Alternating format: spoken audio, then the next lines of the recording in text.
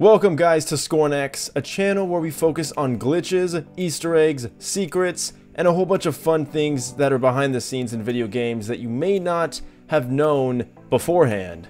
This channel is going to be all about exploiting those things and showing them to you in full force. And one of the first games I had to do was Half-Life, guys. So many great and awesome secrets and Easter eggs in this game. And today we'll focus on 10 Easter eggs. Also guys, disclaimer, none of these are in any particular order. This is just 10 awesome Easter eggs you can check out in Half-Life right now. The original, not source. So guys, welcome to the channel, and first up is number 10. Number 10, in the chapter Anomalous Materials, you'll notice that when you go into this break room, you'll see a bunch of names on the lockers. And these aren't just random names, these are names of the developers at Valve, and they're spread across all these lockers. One of them is pretty interesting because you have Freeman, and that's obviously Gordon Freeman's locker. When you go into this locker, you'll notice a few little knickknacks, and that brings us to number 9.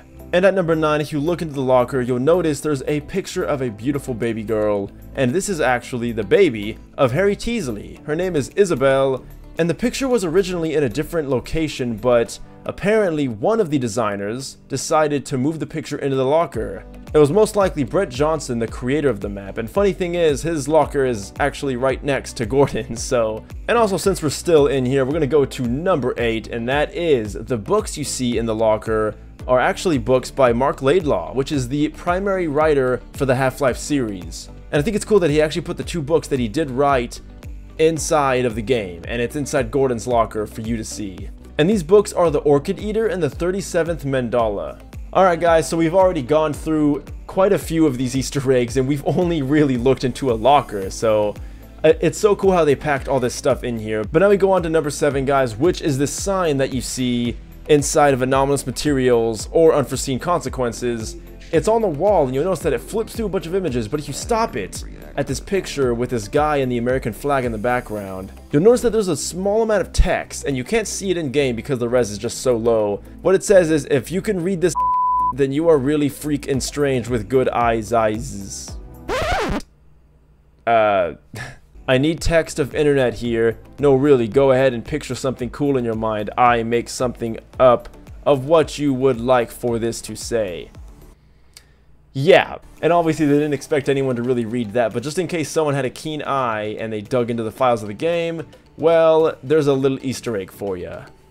Now we go on to number 6, guys. If you knock over one of these trash cans, which is any trash can in the game, occasionally you will see a very interesting newspaper that comes out, and this newspaper is called The Onion, and it has a chance to appear whenever you do destroy one of these trash cans. And this is actually a reference to a website with the same name, but I think it's really cool that they've kind of put a little bit of a reference in there of that website in the game. It also must be noted that it doesn't show up every single time, but the occasion that you do get it is a pretty damn awesome occasion if you ask me. On to number 5, if you go to the chapter on a rail and you go underneath these stairs here, you can break this box in this vent to go into this secret area, which has a few goodies, but it also is where our 5th Easter egg is. If you go to the left here, and you'll see something recessed from the wall, and it's the name Riller, which is most likely from Dave Riller, who's a Valve employee, and also most likely the creator of this particular map. Now, if you shoot some kind of explosive residue on it, it is a bit easier to see, or something like blood, anything to really cover up the texture. It does show a lot better, and I think it's a really cool addition that he decided to put his last name in this map. Alright, on to Easter egg number 4, we have the Gabe Newell room. Now, if you go to the chapter Unforeseen Consequences, go ahead and activate no clip in the console, and when you go out of the map, you'll notice there's a very odd looking black square in the distance, and if you fly towards it, you'll eventually come towards a room with Gabe Newell faces everywhere. I'm not exactly sure why they put this room in here and why it's in this particular chapter, but I think it's a very interesting addition and something that's definitely worth mentioning in this video. It's just funny how the CEO of Valve decided to just put his face in a box, or maybe one of the developers did. But regardless, it's here right now with us, and it'll always be in this game. Forever. Next up at number 3, so what is this? Well, this is a Shining reference, funny thing, and if you go to the Lambda core, near the end when you go to the portals, you'll see a dead scientist on the floor, but his blood will spell out certain characters that seem very familiar, and these numbers are 247. not only is this a reference to the Stephen King novel The Shining, but it's also the order that you go into the portals to reach the end.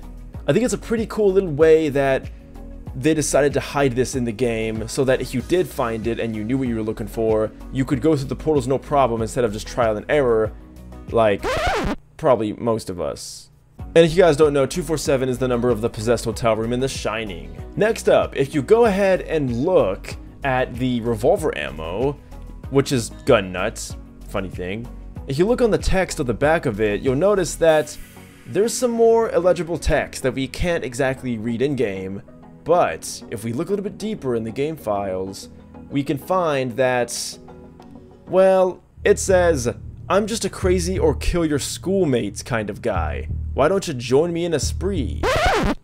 That would be so goddamn controversial if that was released in a game today. With the whole rise of school shootings and everything, this is a very controversial statement here. But this is just so interesting to see in a game that came out in the late 90s, and I guess nobody knew about it because it was so hidden on this ammo box. Alright guys, at number 1, this is going to be in the first chapter of Half-Life, and that is Gmans Secret. Gman's always been a very mysterious character, but if you go ahead and activate no-clip in the console, and you fly into the room with Gman talking to the scientist, and you zoom in on that briefcase, you'll notice a few things. You'll notice there's almost like a tiny little computer or something. You also get an ID photo of Gman, although very low resolution. You'll also notice that on the other side there's some pens and some other supplies, and it makes you wonder, why can we even see this? It's almost as if Valve was originally going to make the briefcase open at some point, but it never really does, so why are these textures here if we were never even meant to see them? Regardless guys, this just adds more to the mystery of the G-Man, and that also ends this video. If you guys liked this video and you like Easter eggs, please let me know by leaving a comment down below and liking this video if you did like this video. And if you didn't, go ahead and dislike it, it's all cool, but please subscribe to this channel if you want to see more stuff like this. I'll be doing content on a multitude of games, whether it's Source or not, you name it. I'm going to be doing Easter eggs and secrets and glitches and facts and just a bunch of cool stuff that you guys want to see. So let me know if you're hyped down below, guys. I'll see you in the next video. Thank you guys so much for watching, and until next time, my friends, farewell.